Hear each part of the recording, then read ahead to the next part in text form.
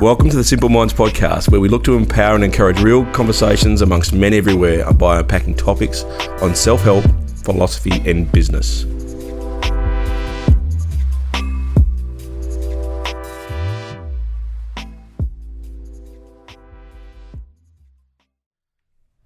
I'm Conrad Francis and I'm your host today. Welcome, gentlemen.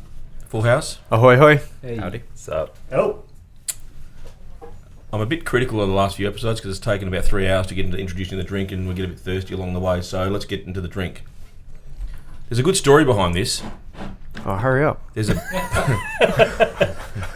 Let me just slow this down. A good story. If you let me finish the fucking story, then there is no story. It's just got a black sheep on it. It came out of a box, and it's another one of those cheap ones out of Naked Wine. So we'll pour it, drink it, and What's feed it back called? to them. It's called Merlot by Liz Richardson.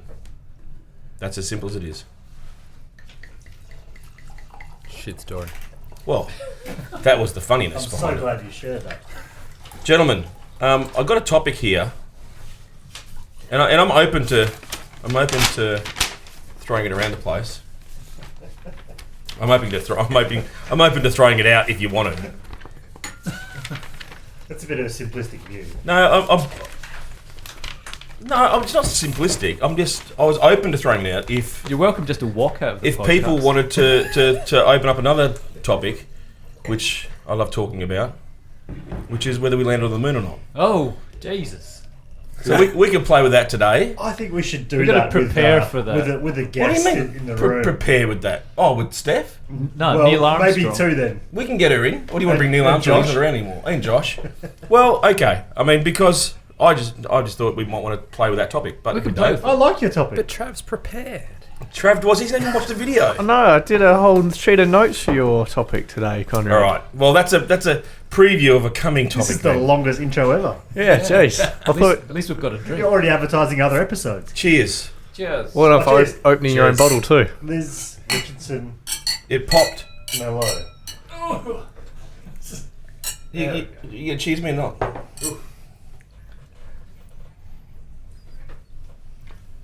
Merlot's a type of wine that you can drink anytime, right? So it's pretty well, Like pretty 2 mellow. a.m. It's a mellow Merlot. All right, we'll stick with what's on script then, people, and we'll reconvene for the moon landing a bit later. That can be a special. Um, Batman special. Why, you don't want to be on it? You don't want to be on it? No, but Mindfulness versus meditation. Over the last couple of weeks ago, there was depending when this episode comes out. Recently, there was a Deepak Chopra and Oprah Winfrey 21-day mindfulness special that I encourage a lot of people to go down and have a play with. A lot of the guys in my office use a lot of apps on their phone to what they would believe to be meditation. And when I listened to this episode that was on Impact Theory with Tom Billineau, the difference, I mean, not I knew there was a difference, but the way this lady, Emily Fletcher, articulated the difference really caused me to sit back and think about, what am I doing, how am I doing it, what am I trying to get from the practice of it. And I guess it was probably one of the, over this year so far to date, it's probably been one of the most profound episodes I've listened to and created a bit more of a change in my practice. I'd like to think I meditate, and I think at times I can get caught in a mindfulness practice, expecting it to give me the benefits of meditation. So, without it going into the definitions I've got here, I mean, most of you guys at some stage have or still are in some sort of mindfulness or meditation practice. Around the table, do we know what we're doing and do we know why we're doing it?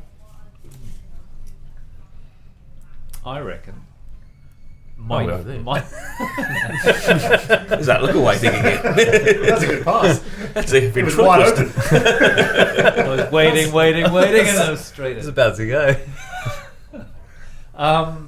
Mindfulness to me is more of an overarching kind of experience. It's something that you can use all the time in any moment. It's more of the second by second thing. To me, mindfulness is it's not a practice as such. And meditation is maybe something we can use as more of a practical tool that you can use to maybe get to a more mindful state. Or to me, mindfulness is something that's just all the time. It's happening to us all the time, or can happen to us all the time if you're mindful, obviously. Does that make sense? The differentiate, like mindfulness, I can become mindful now of the situation and really listen here, and but the practice of being mindful versus the practice of meditation. One is more of an overarching thing, one is more of a tool to me. Okay. The way I guess I summarized it for me fairly simply is mindfulness is about kind of bringing you back to the present and kind of focusing on your thoughts. Meditation is about focusing on like your breath and removing thoughts. So that's where I see the distinction. Is mindfulness is bringing yourself back to the present, focusing on what's happening right now, whereas meditation is actually a practice of removing what's happening right now and kind of trying to, so they're almost opposing to a degree, but they're similar but different. That's how I see it. Same but different. Well, until listening to that podcast, I think which summarized it really well, I didn't realize that most meditation apps are just mindful apps, and the meditation or derivation of mindfulness practices, right? Quotation marks meditations that they provide, the 10-15 minutes are just mindful exercises, which I didn't realize at all. I thought that was a meditation practice, and they both have their benefits.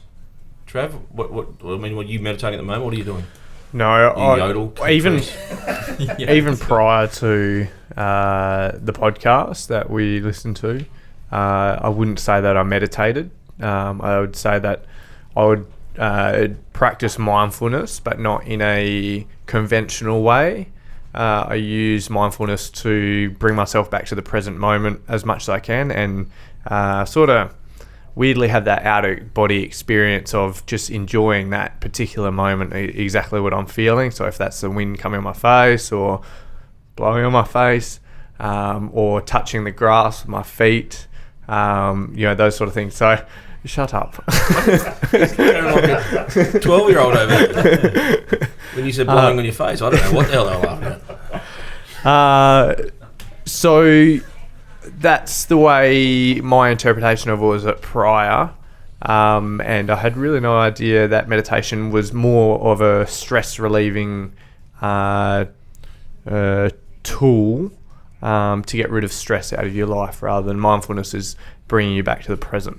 Well, I think both can help in the management of anxiety and stress, and I know that one of the guys in my office has managed his anxiety fairly well, using some of the apps that are more mindful versus deeply meditative. And it was actually quite interesting, because when I asked him to go on the journey with me on this 21-day freebie with Deepak and Oprah. Is that a meditation or a mindful exercise? Well, I'll come back to that. He immediately found the difference. Immediately, like within the first episode, and then was the feeling that he got from that allowed him to continue to go through it and do it more frequently. What, the difference between mindfulness and meditation? Yeah. I mean, to me and to what Emily Fletcher would do it. I mean, Matt, do you meditate? Do you practice mindfulness? I do elements of both. Yep. And have done different things over time. Purposefully or unintentionally? I see mindfulness as like almost a precursor, in a way. Like I think my process would typically be to put something on, start listening to it, and I'll usually go through a mindful process. And depending on how I'm feeling there, sometimes I'll move into a different state, which I knew it was more mindfulness rather than meditation. And I wouldn't even say that I meditate fully, like not to what I would consider or what I would aspire to, perhaps over time. But I do elements of both. Did you do the 21-day journey thing? I did. And how did you find that? I actually struggled with it. Yep. What aspects? Well, I think it was largely just my headspace at the time, and I had a bit of a challenge with it, and I've got quite accustomed to the 5 or 6 different things that tracks that I would typically listen to. Yeah. And I think when I go back to those tracks, and some of these, I've been listening to the same track for well over a decade. So I think even just putting that on starts to move me into a particular state, because it's just a memory situation that I've created. So because it was it was newer, and my mindset at the time, I just struggled to move past a very mindful surface level with things just pinging around and dancing around into more of a meditative state. Okay. And Jacob, without putting words in your mouth, you don't have a real practice, do you? Yeah, I don't currently do either deliberately, and even mindfulness I'm not particularly good at. I feel I live more in the future than the present most of the time. You would argue, and I think you could argue that when you're training, it's a state of being present and being mindful, and I think that's where some people get it confused.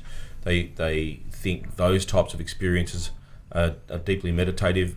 However, they're probably more present, so therefore more mindful. Would you call float tank, the deprivation tank, a meditative experience more than mindful? I think it's, again, with what I learnt from Emily Fletcher, and what the practice was with Deepak, there's probably some things that you need to include in your practice to probably allow you to go down the path of being meditative.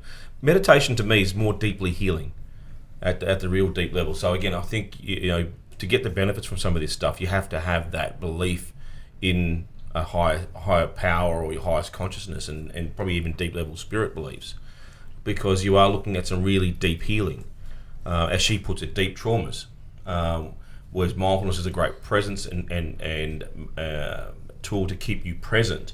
Meditation is a very good healing tool to allow you to be energized and recuperate and manage stress and those deep level issues at a very good She level. used that analogy of the potholes. Like when you sleep, you feel the potholes back up, but then when you actually meditate, you take the top layer off and you make it a much more smoother ride.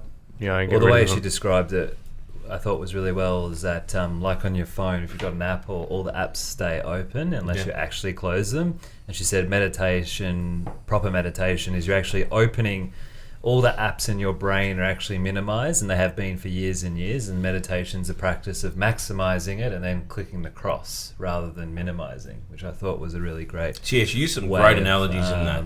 describing meditation versus mindfulness, and that meditation's the process of going through and closing all of those open windows that your brain has open for years and years. I don't think the float tank as such is a meditation state, because as Emily spoke about, the meditation is based around a mantra.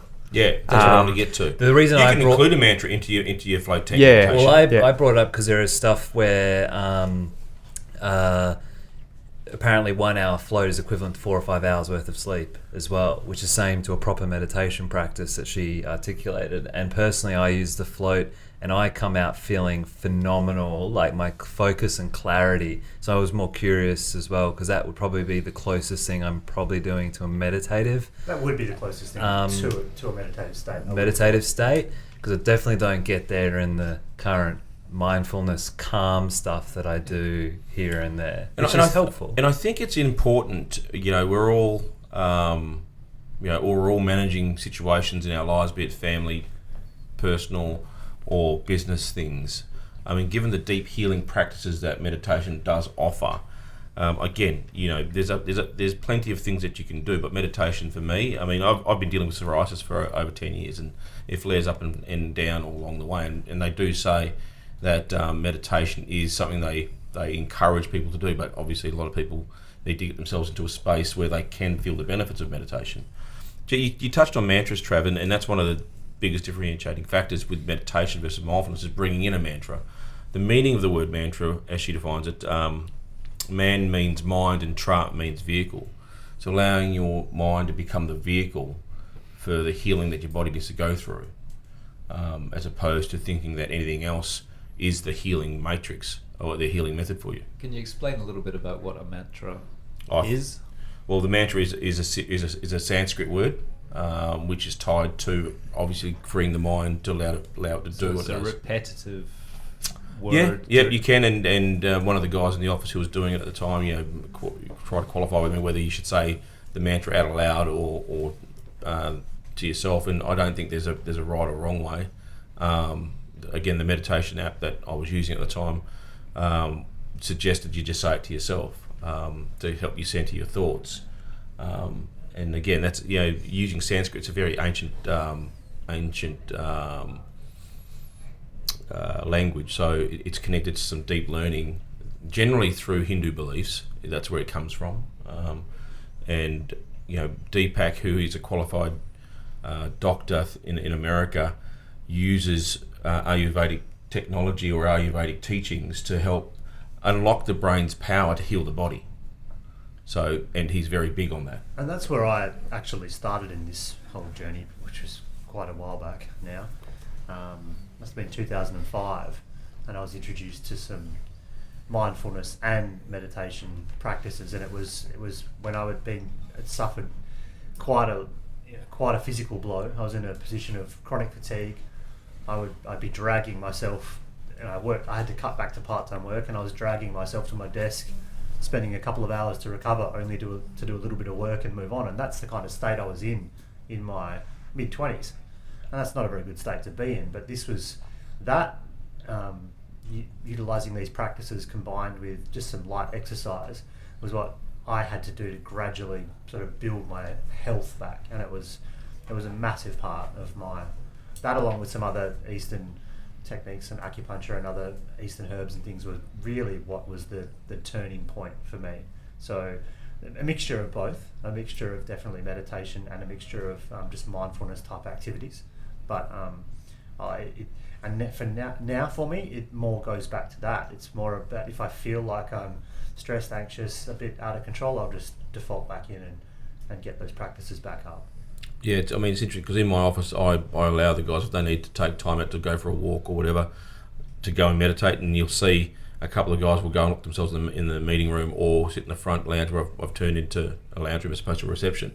They'll go through and whack 10 minutes on their apps or whatever the case might well be, and they'll go and do that because again, it's one of the things that I've had to understand that people will feel whatever they feel whenever they feel it, and you've got to give them the ability to handle that the best way that they feel they can, as opposed to make them punch out at their work. We all have them, right? We have stupid conversations or a bad email or a situation that happens to you that takes you down a path where you don't feel great. The good thing in my office at the moment is, like, exactly right, these guys are now empowered to get up and reposition themselves, emotionally and metaphysically in a way that allows them to carry on the rest of their day. And they do. When I do my surveys in the office, they do value it. Is there any space? I know you've got a fairly large team, Justin and Matt. Your team's fairly large. I mean, although they're coming and going all the time, I guess. Is there any benefits or place that you see that, given what you expect from your teams, that there's any space for mindfulness or meditation in some way, shape, or form in your business? Not currently, deliberately, but like a big thing is we teach classes and they're quite energetic. You need a lot of energy. You're dealing with 15 to 20 people at a time, and then in between classes, our coaches train, and that's kind of their version of mindfulness, is just spending a couple of hours on their physical practice, bettering themselves, kind of taking. Quite often, a lot of us feel that training is our way. Is that how you view it, or is that how they view it? Because if it is, it is. And if they see it as that, then great. But or are they not seeing it as that, and they're not getting the benefit from that? It's hard to say, because we don't have you have to be in class, like teaching for that hour or that moment. But then outside of that, we have almost complete freedom and autonomy to do. Some go off for a coffee. Some have one of our coaches just goes for a walk. Others go out the back, so there's enough freedom there that whilst it's not deliberately available, it is. There's no expectation to be at a desk for 8 hours, sort of thing. So, Matt, Justin? I've done it a couple of times with them, not for probably 2 years, to be honest, and it was good. Even just doing a quick 5-minute mindfulness thing. We've done it as a group before, just sitting around the table before a meeting. Yeah. And just to actually embed some vision work and stuff as well. I've done it, and it was really good. I really should reintroduce it because it was great. Yeah, I mean, we probably don't do it enough. I mean, similar, like, our guys have complete autonomy. If they need to go for a walk or do anything or whatever, that's fine. I don't think it's maybe encouraged enough, and I think that just comes back to myself. I mean, I probably don't know the full difference, and probably I think, which is what in the podcast is sometimes I question. There are moments where you question, well, what's the point of it, and it doesn't get done. So then I don't hold my team to do that, because if I don't, so. But I mean, they've got the flexibility piece. We've done a couple grateful. We used to do quite a few gratitude exercises, which probably falls more into the mindful category, as a team and as a group. So like in a huddle, we'd be like, before we start, everyone write 3 things they're grateful for down before we have our team huddle. And but we don't do it often enough as a group, or is it encouraged? So. It's some big. I mean, Trav, you've read the book 11 Rings by Phil Jackson, and him introducing meditation, not mindfulness, meditation from a spiritual basis into the Chicago Bulls and then into the Los Angeles Lakers. Yeah, the effects that they had on the team. I know Dennis Rodman. It had a profound effect on him for a while. Sometimes he would spike and excuse me. But the other point that I wanted to make as well, the effect that mindfulness has in children is quite dramatic. I know my beautiful wife, Ashby, implements it into her school days. She's a primary school teacher. And if it's even 2, 3, 4, 5 minutes after lunch, a lot of the time they would come back from lunch and that whole session would be a wipe, because they're tired, they have been active, some of them haven't even eaten. Those sort of things. They do 5 minutes of mindfulness, brings them back down to level, back down to present, and then they achieve a lot more throughout the day. So, if that's a key indicator of how it can work on mass with children, then it's definitely something that should be implemented into your workplace on a grander scale. I think it's the benefits are there, and the research is coming back that the benefits are there is quite dramatic. I think part of the challenge is overcoming the stigma still associated with meditation generally. What's the stigma that you're talking about? It's all woo-woo and, kind of like... I know 5 or 6 years ago I've been wanting it to do for a long time, but I never did it because, there was a stigma of...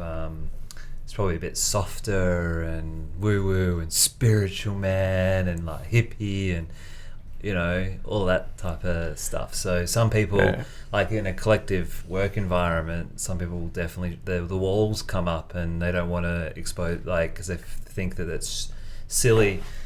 We did a live meditation on an episode. We're all sitting in here with bloody our hands on our chests and look like, idiots. And some people, I don't want to look like that. Rah, rah, rah. So in a workplace, I'm just saying in a workplace environment, it could, I agree. There's a good Netflix doco around how, and it talks about some of the kids using meditation. I forget the name of it. Heal? Heal, yeah. Is it Heal? Well, the one I when you talked about that was one called Heal, which talks about meditation and its use with children in the UK. Problem children that then become connected with themselves. Yeah. So rather than detention or whatever, they do a meditation or something. So, but I do think But they also taught how that the meditation activates the parts of the brain, and these kids, who would be, I would say, younger than grade 3 here, are talking about the brain in its complexity, like they've gone to, what I would imagine first year university. But I can tell you now, like where I went to school, I mean, it's good that they're doing it, but if you did that back then, like there was a stigma attached. Yeah, definitely out there and hippie, but a lot of people don't not like it, but they do it 2 or 3 times and they go, I didn't get anything from it.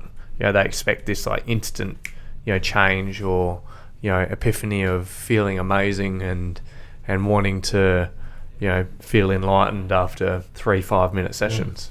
So it's not something that you need to have no expectations when going into it.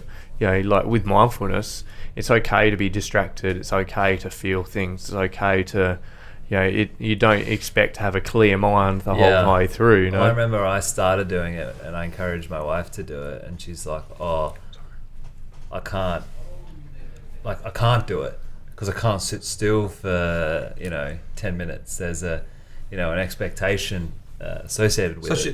In saying that, she could have a mindfulness practice. I think where I wanted to get to was, are we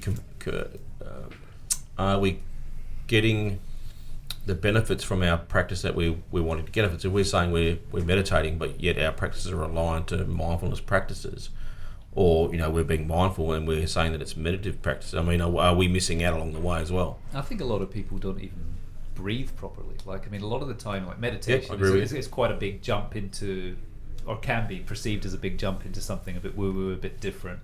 Whereas people just concentrate on breathing properly. When you're stressed out and you take a deep breath, you literally feel tension drop. But as you said, Trav, that's aligned to spirituality, right? Or that's what the meaning of the word was, breath. Yeah. And a lot of us just don't do it properly. We'll be shallow breathing all the time, and the anxiety rises, the body's tense. People let's start breathing normally first. That's a form of mindfulness because it's bringing you back to the present moment. I'm not breathing shit. Yeah, exactly. So, and that's where people, there's forms of mindfulness that are so micro that you can do on everyday life. And that it's exactly that. You're feeling like crap and it's... box breathing is a great technique to center you. Yeah. And that's the thing, you don't have to make it out to be a big thing of you sitting in an armchair with your fingers together listening to a guided meditation. Mindfulness can be as simple as something like you were just explaining, Michael. As Wim Hof would say, breathe, motherfucker. Just breathe. Yeah, great. It is interesting. With the Deepak stuff, this was part of my challenge with those sessions, is that he includes mantras, right? He includes the mantra. I wasn't ready. So this is, in my experience, I actually feel like I need to roll through a mindfulness state. Everything's dancing around, there's a lot going on, and then it does take me 10, 15, 20 minutes if I'm in the right space to then start to move into more. I think that's what they try to do with the introduction part from Oprah. I get that. I think she tries to get... I didn't get it in there, which I think is why it challenged. There's nothing wrong with that. It was still great mindfulness activity, but as with the mantra, I was in there, and obviously there was the introduction with Oprah. I didn't get there, and that was part of the challenge. But also for me, that sometimes I'll put on a tape and be planning to try and meditate, and sometimes my mind would just not allow me to get past. Put on a tape. A mindfulness space. That's a long time ago. Tape, mate. There's I pull out the old tape deck. No, I don't really. But they are old tapes. They come from they're old school.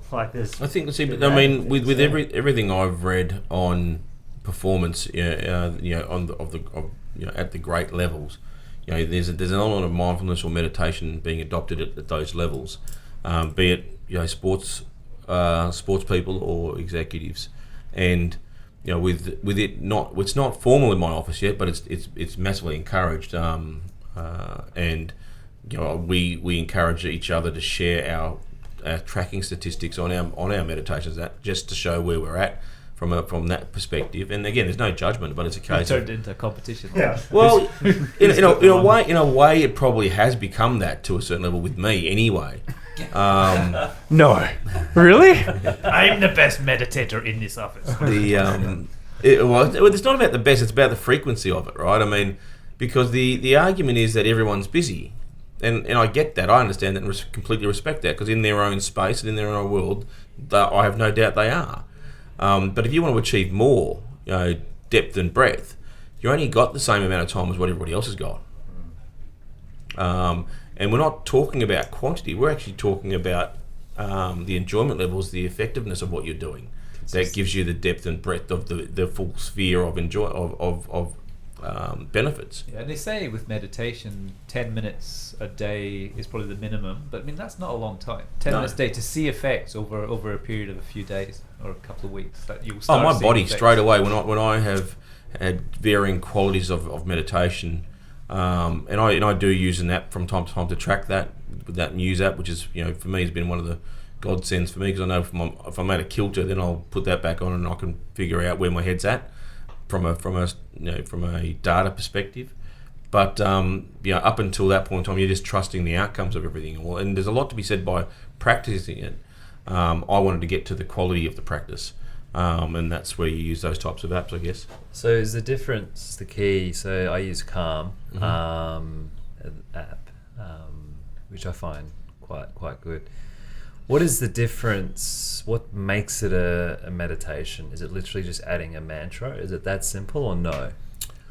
At its simplest level, it is that simple. Okay. It's more focused.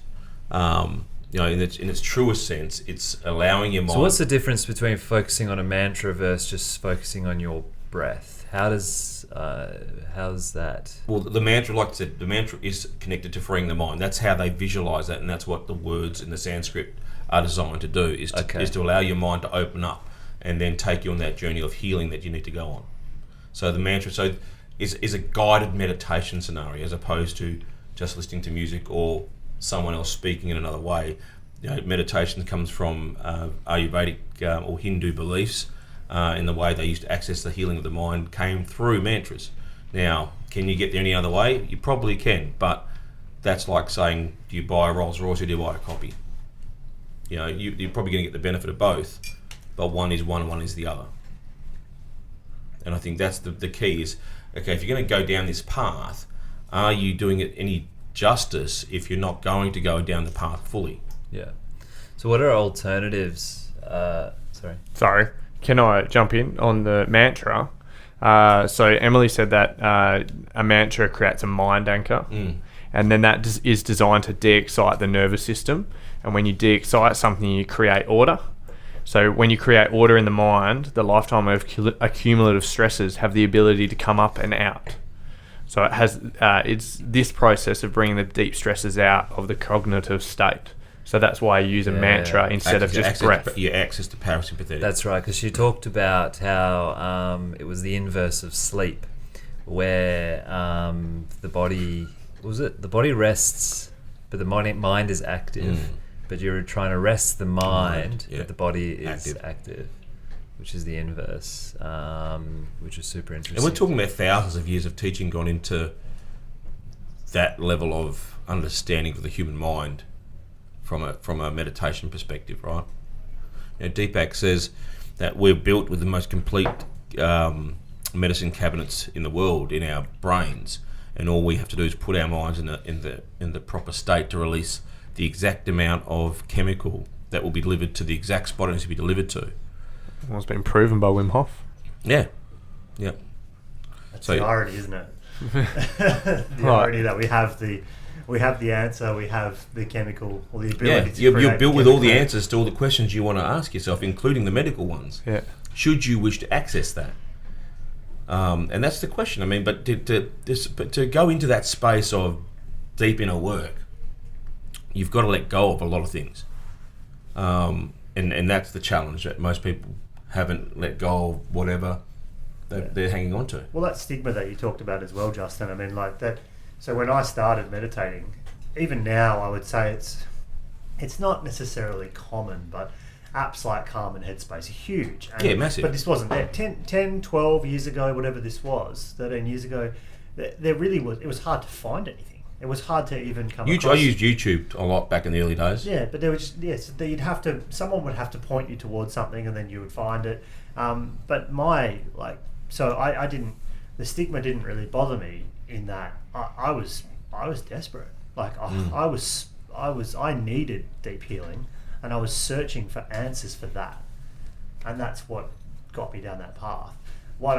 Thinking about some of you guys now, I think I would find it I find it a challenge to do it all the time and regularly, and it means something to me because I know it. When I go to do it, sometimes I need it. Like I know I need it, I go and do it.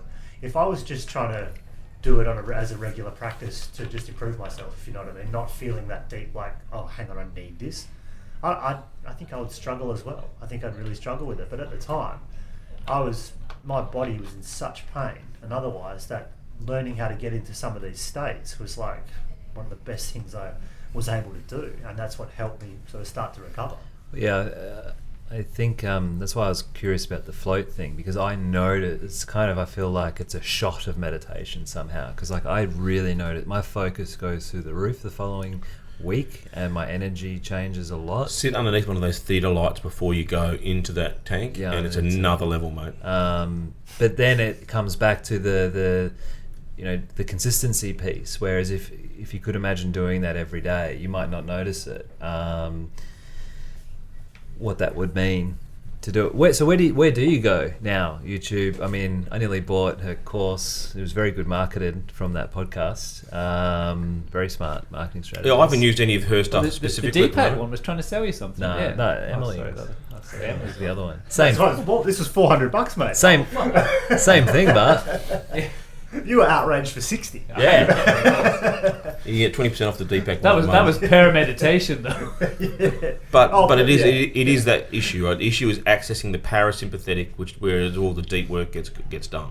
I meant accessing just where do you start? Where you start? I mean, you And can. Neither is wrong. Neither is wrong, right? Mindfulness practices are not wrong. Meditation practices are not wrong. My challenge is understanding that They are different. They are very different, and don't expect one to do the job of the other. That's pretty much where I wanted to get to with it. And I would probably use meditation first, like an app. If you're going to go mindfulness or meditation, which one should I try and go down? I'd say meditation as a whole would be a better place to start, because I think it's a tool that can then... You said mindfulness first, didn't you? Wouldn't you say? Where do you start? Yeah. In mindfulness. I do. Because I don't mind where anyone starts, really. No, I I just think Versus me. ease for the general... just understand what you're trying to achieve through the yeah. practice. I think that's the most important thing. If you're looking for the benefits of deep healing, managing stress, allowing your body to function in a great way, then I think a meditative practice is probably what you're aiming for. If you're looking for good day-to-day energy levels and wanting to keep yourself focused through the day, I think mindfulness is probably the way to go. I think that's where I would use both of them. So both probably could be used on a daily basis for different things. And flotation. Yeah, flotation. I love flotation. Yeah, me too. You know you can put any music on, like you can bring your own device, and some like kids are even using it like before exams, where they're just having audio pumped into them as they're like floating. That would be incredible to try to test out. Listen to the podcast there. We've got a couple of minutes left. Conrad already does one that goes, "You are Batman." They laugh at me, mate, but I think they're believing me now when I turn up and I ask for a place to get changed in my suit. I think it's the costume that does it that you walk into your suit. We've got a couple of minutes left. As a precursor to my next topic. To moon landing? Just around the table quickly. Do you believe just in the moon landing?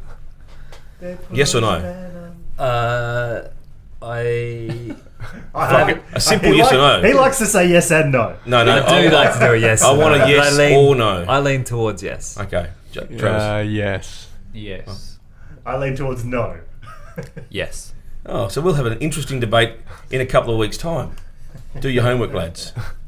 It's something I've never really looked into. Yeah, start looking. Yeah. And if you find anything, let me know. Because I've watched like one documentary and I'm like, well, that's enough for me to pretty much think point no, is- but I haven't researched it enough. I've If you watched find two anything that can docos. debunk it, is the I've big watched one doco that debunks that it happened and one that doesn't. Occam's razor. It's a good Ryan Gosling movie too. Actually, that is a good movie. Yeah. That's why it happened. Yeah, why would they fake Apollo 13? Tom Hanks. Yeah, man. Why would they fake it? Mate, America. How many times have you been to America? How many times? That's the end of this episode. How can you not make a good movie out of it then? On this note, we'll look forward to Multiple times. we look forward to the topic coming up in a couple of weeks' time. And I've really enjoyed Heritage Round, Conrad. I've really, it's nice to see you in your old school polo shirts. Thanks, From mate. your Heritage Round. your business. Inspired Uni. Just for those that can't obviously see. If you like this podcast, people, please share it, like it, comment. Always looking for new topics. Would love to know what your take is and whether you have a meditative practice or a mindfulness practice and how that serves you in whatever you're managing it for or using it for. And if the mood landing is true or false. Yeah. And let us know. I mean, I'm happy to open up that can of worms over the next few weeks. And on that note, bye for now. Ciao. Bye-bye.